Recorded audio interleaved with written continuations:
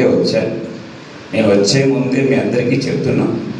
But ఒకసారి వచ్చిన తర్వాత చాలా సంతోషం కలిగింది. ఎందుకనంటే మనం సినిమాల్లో చూసాం, కార్గిల్ సంబంధించినటువంటి పరిస్థితులన్నీ కూడా మనం పూర్తిగా సినిమాల్లో చూసాం.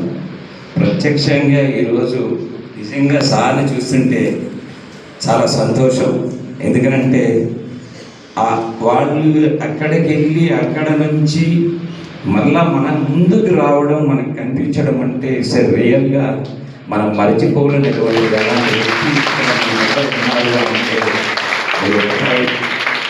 చూసి ఇప్పుడే రావడం బాగా చెప్పారే, అవే వర్డ్స్తోనే నేను క్లోజ్ చేసేస్తాను.